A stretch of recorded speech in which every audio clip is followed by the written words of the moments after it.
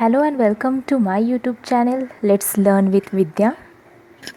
Today we are going to study a poem by the poet William Ernest Henley, and the name of the poem is Invictus. So, Invictus is a Latin word which means undefeated or unconquerable. This poem was written when Henley was hospitalized for the treatment of tuberculosis of bone. He had this disease when he was only 12 years old. After few years, the disease progressed to his foot, and doctors advised that the only way to save his life was to cut his foot below the knee. And it was done when he was just 17 years old. So, this poem is written shortly before his foot had been cut. This poem is about courage in the face of death and holding on to one's own dignity despite all the problems life places before us. So we can say the main theme or the main message we are getting from this poem is that we have to be courageous and strong during the difficult times of our life. So students, let's see the poem by stanza. So let's see the first stanza. Out of the night that covers me, black as the pit from pole to pole, I thank whatever gods may be for my unconquerable soul. So this is the first stanza. So some of the meaning I want to say you from this first stanza. That is, first is the night that covers, means covered by night. Covered by night means here covered by suffering, or we can say bad situations. Another one new word is here the pit. Pit means here the depth of the poet's suffering. In fact, the pit meaning is there deep hole, but in here in this poem we have to take the meaning that is the depth of the poet's suffering. Next one is here pole to pole. The meaning of pole to pole means here the long distance of life, or we can say long life. And the last one is here soul. Soul means what? The spiritual part of a human, जिसे कि हम आत्मा भी बोलते हैं, that is the soul. So in this first stanza, Henley compares the night to hardship he has had to face all through the life. Whatever hardship he has faced in his life, he compares that hardship with this darkness of night. But further he says, whatever the terrible situation faced by him, he thanks the Almighty God for his undefeated soul. He is telling that he has faced lots of hardships in his life, but in this hardship, in this terrible situation also, he thanks the Almighty, the God, for what purpose? For his unconquerable soul. As he knew that he had the disease and that his leg had to be cut, and there were many other dark situations that came across in poet's way all through his life. So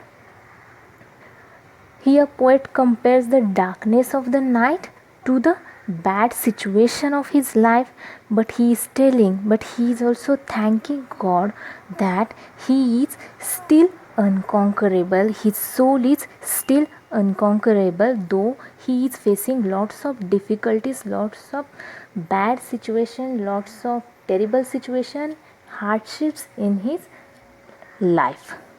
So students, let's see the second stanza. In the frail clutch of circumstance, I have not winced nor cried aloud.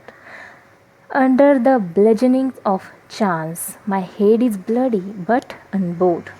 Now, in this stanza, some meanings we will see first. Here, frail clutch means a wicked grasp. Grasp means here a kind of a catch. Circumstance, a situation. Another new meaning is there, winced. Winced means here cried out with a pain. And bludgeoning. Bludgeoning means beating with a club. So let's see what poet want to convey with this second stanza.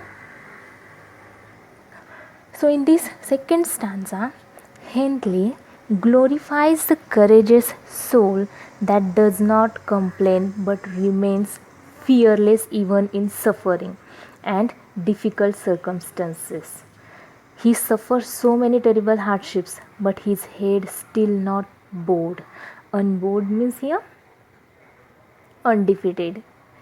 So, for example, just imagine getting leg cut off a young boy of 17. That is a very big suffering, and then later on after that getting recovering on and trying to walk with one leg, be a part of society, he must face lot of difficulty. But he says that even though he has been bitten and bitten and bitten all through life, his head is bloody with, that means he has got wounds, but he still has a self confidence and his head is still up straight, though he faced lots of terrible situations. Sometimes he got injuries over there, we can say, while that leg was cut. At that time he is having wounds, so like that he is telling that his life, in his life his head is bloody, which means he has got wounds, but he said he still has a self confidence and his head is still up straight, unbowed. Unbowed means up straight. Okay, see the third stanza. Beyond this place of wrath and tears looms but the horror of the shed, and yet the menace of the years finds and shall find me unafraid. So, from this stanza, let's see some more meanings. Here, wrath means here anger. Looms means hangs overhead. Shed means here shadows, or we can say darkness. And the last one is menace. Menace means here threat or danger.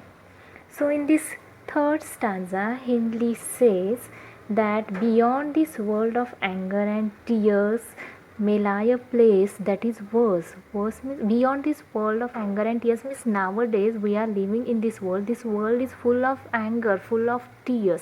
But beyond this world there may be another place which is worse. Which place is here he want to refer? That is the place after life. Whenever we are just telling that, we can say after life we will go to hell or heaven. So like that afterlife place, Henley says here that may be worse, but the terrible sufferings of this world have made him so strong that he is prepared to face anything that lies ahead.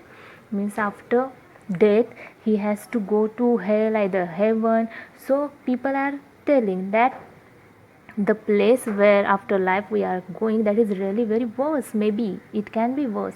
So Henley is telling that in his life only he has faced lots of suffering, so that he is not having any kind of a worry, because he thinks that he is prepared to face anything that lies ahead. So, and he is telling because of that he is now unafraid. So that was the third stanza, and now let's come towards the last stanza of this poem. It matters not how straight the gate, how charged with punishments the scroll. I am the master of my fate, I am the captain of my soul. So now here in this first stanza, somewhat meanings we will see. First here, straight. Straight means narrow passage. And scroll. Scroll means what here? Rolled parchment, or we can say paper used for writing in old days. So that is a scroll. So here in this last stanza, Henley says that it doesn't matter how narrow the path to heaven is, how small, how thin it is, or how many punishment he will get there, when he reaches there to his afterlife. But he says one thing he knows, that he is in this life is in charge, he is in control of his life, he is having in charge of his life, he is having control over his life and his destiny also. So the destiny is whatever future he makes for himself. Okay, so he is not bothered how narrow it is, how difficult it is to go to the gate which is having scrolls with all the punishment regarding to the good deeds and bad deeds whatever the person has done in his life. And then it is decided whether he has to enter in hell or into heaven. So like that stories we have heard from our ancestors or from our forefathers. So Henley is not worried about it at all, because he is telling that I am the master of my fate, I am the captain of my soul.